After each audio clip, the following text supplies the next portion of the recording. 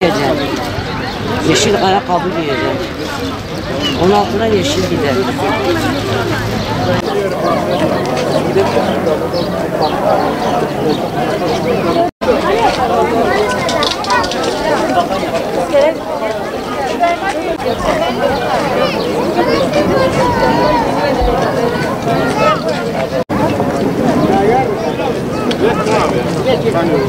Kermesimiz inşallah 3 gün sürecek. Allah nasip ederse.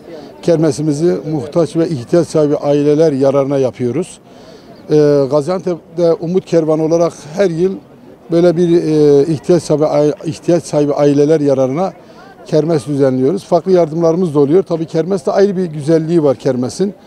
Hayır sahiplerinin katkılarıyla, destekleriyle ihtiyaç sahipleri ailelere ulaşmaya çalışıyoruz. Kermesten elde edeceğimiz gelirleri de daha önceden tespit etmiş olduğumuz ailelere inşallah yardım olarak bazına nakdi olarak ulaştırmaya çalışacağız.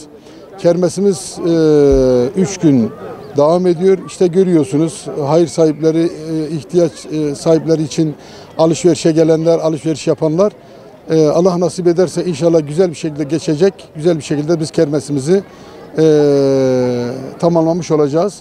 Dolayısıyla ihtiyaç sahibi aileler yararına yapılan bir kermese de hayır sahiplerimizi davet ediyoruz. Katkıda bulunsunlar, alışveriş yapsınlar. Dolayısıyla onlar da buraya gelip kermesimizi ziyaret etmeleri elbette ayrı bir hayırdır, ayrı bir ecirdir.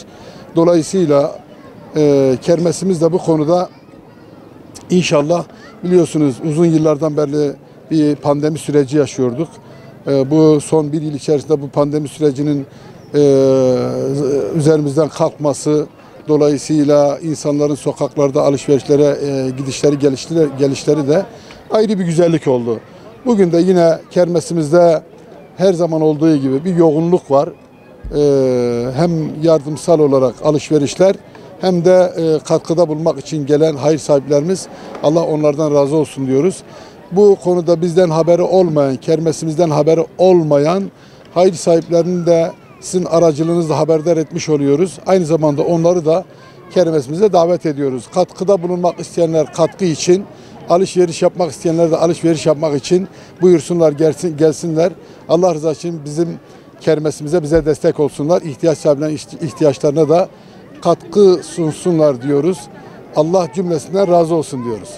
Kermesimizde görüyorsunuz giyiminden ayakkabısına, gıdasından temizlik ürününe, yemek, ev yemekleri. Bizim Antep'in mutfağı geniştir biliyorsunuz.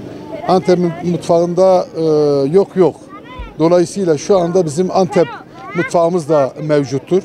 Dolayısıyla bunun yanı sıra işte dönerdir, cızbız köftesidir.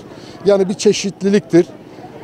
Bunun yanı sıra ev eşyaları, züccaciye bölümü. Aynı zamanda bizim olmazsa olmazlarımız biliyorsunuz bizim böyle sıkma dediğimiz Antep'e has olan sıkma dediğimiz bir takım bacılarımızın yaptığı bir tür, o da ayrı bir tür yemektir. Dolayısıyla çeşitlilik olarak tabii belki daha değişik gerek bayanlara gerek erkeklere gerek çocuklara yönelik giyimden ayakkabısına değişik ürünlerimiz de mevcuttur. Bu açıdan diyoruz ki inşallah gelip ve kermesimizi yerinde görmek daha yerinde olur, daha hayırlı olur, daha güzel olur diyoruz.